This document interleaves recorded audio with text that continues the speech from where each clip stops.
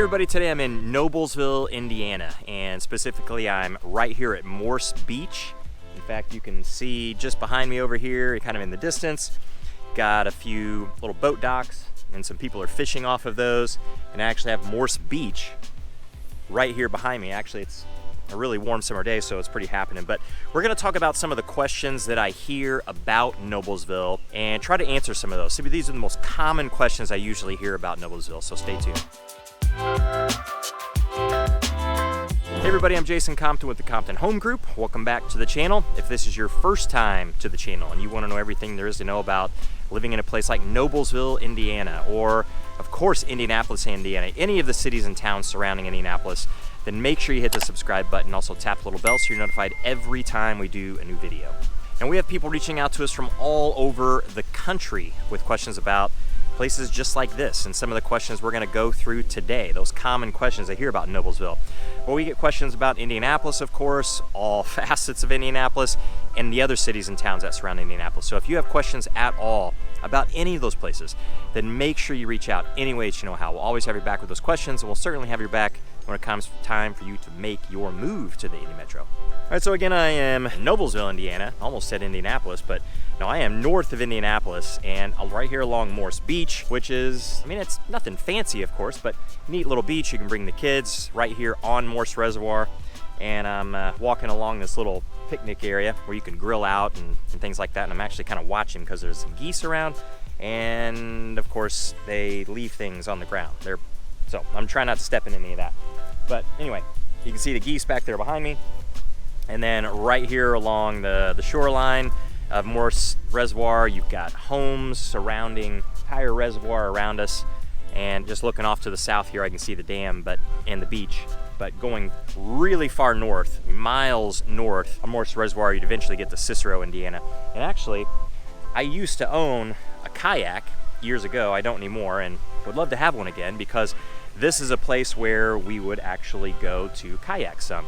We would actually drop our kayaks in right there, and then we would paddle all the way to Cicero. Sometimes we'd stop and get something to drink or even something to eat, and then we would paddle our way back. So it took a long time, but that's something a friend and I used to do years ago. And I used to also run triathlons quite a bit, and this was one of our training points. So we would actually jump into the water right there off those docks, and you can't see it very well on the camera, but there's an island out there, and we would go out, swim around that island, and come back. And that was a little over a mile. So if you were training for a half iron, which is a 1.2 mile swim, we would just do a lap. If you were training for a full Ironman, you would do 2 laps. And we had a kayaker that went with us, because you can see boats along the docks over there of the houses, and you can see docks along the houses all across Morse Reservoir. So of course, we didn't want anybody getting run over by a boat as we were swimming, so we always had a safety paddler with us. But that's one of the optional things that you can do here in Noblesville, which is pretty cool. But you don't have to live in Noblesville. I don't live in Noblesville, but can still come here. I've never lived in Noblesville. Not that I wouldn't live in Noblesville, I certainly would, but I used to live in Fishers for 16 years and would come here to do the paddling, because Fishers, you have Geist Reservoir, but truthfully, it's easier to get on Morse with a kayak than it is over in Geist. You can still do it, you definitely can, and I've done a video about Geist access in the past. You can check that out just to see how easy it is to get on Geist. It's not as easy as you think, and I can just feel like Morse, you can right up here to the parking lot and just jump right in and not really have much of an issue. Pretty nice little place. But this is actually one of the questions that get about Noblesville is, what's there to do in Noblesville? Well, Noblesville, I don't really understand why it's not on more people's radar, because there's a lot to do in Noblesville. In fact, Noblesville has a lot of things, big things, that you would consider pretty large around the Indianapolis Metro, at least on the north side. So you have this whole reservoir. This is Noblesville for the most part. You get a little further north and you get into Cicero, which is a small town just on the north side of Noblesville, but this predominantly is Noblesville. Lots of other cities and towns surrounding Indianapolis, they don't have this, and especially how accessible Morse Reservoir really is. And then it's also very residential too. You can live on the water, but you can live close to the water. Very, very nice neighborhoods. You can get into some less expensive neighborhoods. Honestly, you can get close to Morse and be reasonably priced. And of course, you can go over $1 million no problem along Morse, especially if you're on the water. Definitely. But this is one of the big things.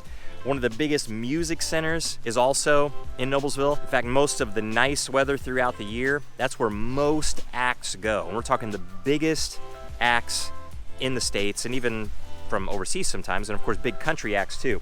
They go to Ruoff. We call it Deer Creek. People who've lived in the Indianapolis metro for a long period of time. I've lived since the 90s, and it was called Deer Creek Music Center, just because that whole area has Deer Creek or deer in the name of a lot of things surrounding it. So, and there's a history to that too, which probably could be another whole video, but it's gone through some sponsorships now in the past, like Verizon, Klipsch.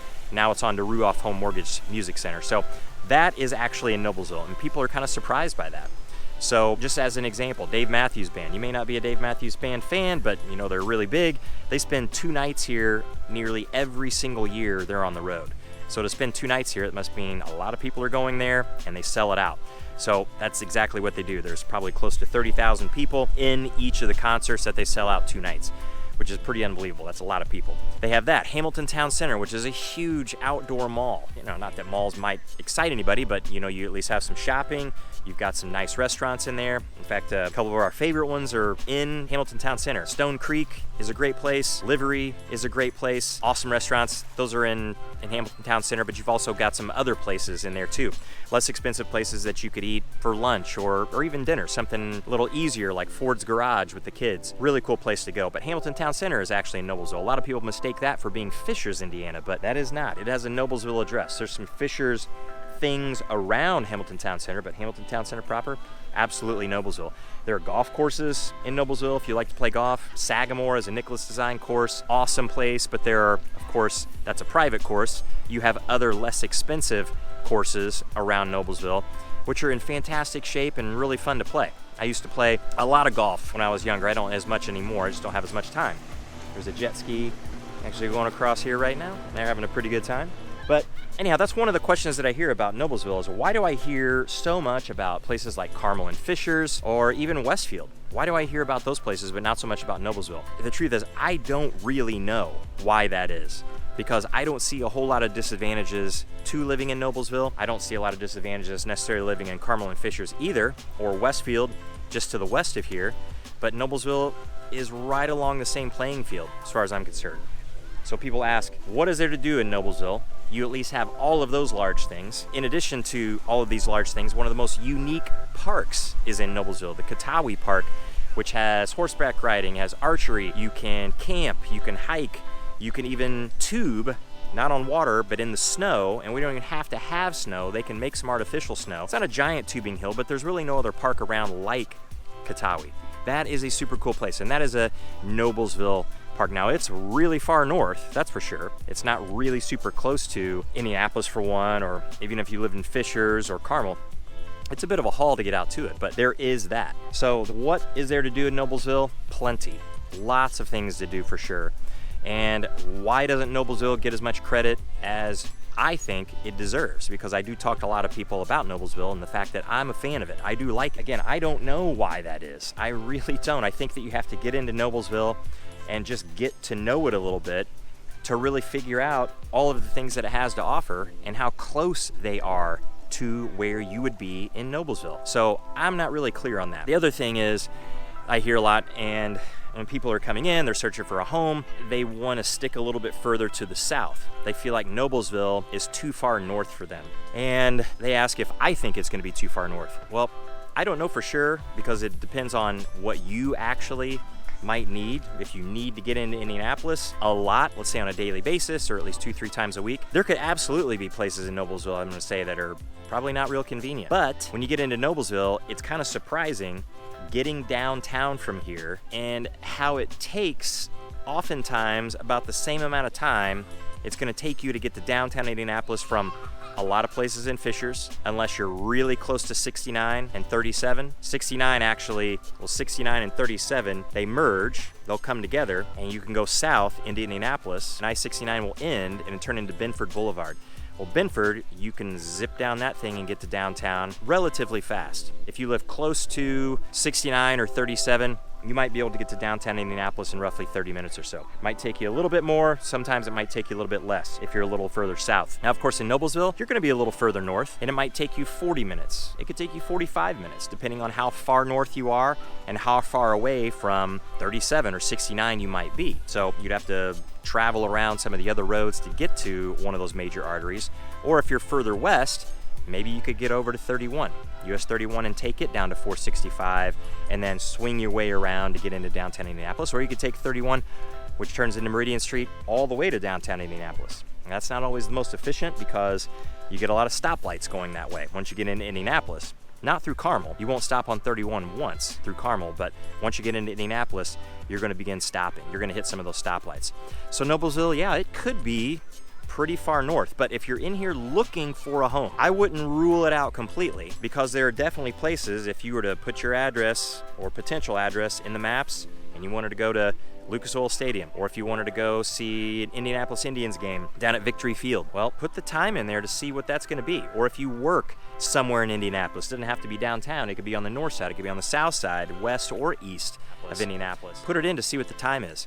I think a lot of times you might be surprised from another address over in Zionsville or Carmel or Westfield, and that the time difference really isn't going to be all that much. So a lot of people do ask, is Noblesville going to be too far out? It seems like it's too far out for us. Don't rule it all out, because it may not be. Another question I hear about Noblesville is, of course, I don't feel like it gets the credit that it deserves, like Carmel, Fishers, Westfield. It really should. And why is that? Are the schools bad? Or is it not family friendly like what you have in Carmel, Fishers, Westfield, or Zionsville, or any other city that surrounds Indianapolis for that matter? Because there's a tremendous number of really, really good ones. And the answer is no. Noblesville is a very, very family friendly place. Lots of family community events that go on in Noblesville, and plenty to get involved with. And it's not like if you're in Noblesville, you're just stuck in Noblesville. Or if you're in Carmel, you're just stuck in Carmel. You can go from Carmel to Noblesville. If you wanted to come up here to Morse Beach, well, you certainly could. If you're in Noblesville and you wanted to go to downtown Carmel, or if you wanted to go into Fishers and see one of their outdoor concerts, you definitely can. And you're really close to all of those things. But Noblesville itself is very family friendly. The schools in Noblesville are highly rated, and they're going to be competitive from a ranking standpoint, even though the rankings are subjective, definitely.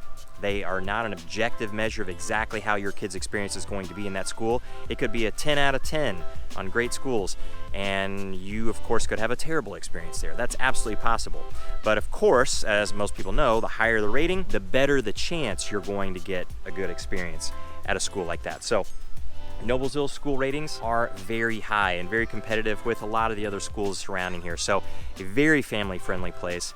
It is not what I would say is an outlier out of the northern cities. So when I think about the northern cities of Indianapolis, I think about Zionsville, Carmel, Westfield, Fishers, and definitely Noblesville. Those are the big ones. And Noblesville is not small. There's close to 65 or 66,000 people in Noblesville. So it's not like you're going to be here, you're way out, and you're not near anything that you're going to need on a daily basis. Like I said, Noblesville has some of the biggest things in the Indy Metro here, and if it has those, it has the other things too. It's going to have hotels to have people come in to, let's say, concerts. It's going to have restaurants. It's going to have grocery stores. It's going to have your Home Depot. It's going to have your Lowe's. It's going to have your Walmart. It's going to have all of the typical things that you're going to find in Fishers, in Carmel, in Westfield, Indianapolis, or on the south side in Greenwood. It's going to have every single one of those things. You're not going to be missing anything by living in Noblesville. In fact, I think if you're really geographically open to living anywhere around the Indy Metro, well, you've got a lot of choices then. You can go to Greenwood in the south, you can go to Plainfield in the southwest, you could go to Avon, Brownsburg, of course Zionsville, but a lot of people focus on those northern suburbs, the northern cities. If you're geographically open to all of those cities, don't rule Noblesville out. Absolutely not. It has more to offer than what feels like, after years of doing this, what most people seem to realize. Really crazy to me. So if you have any other questions about Noblesville, don't hesitate to reach out. I'm happy to chat with you about those. And until the next one, we'll see you later.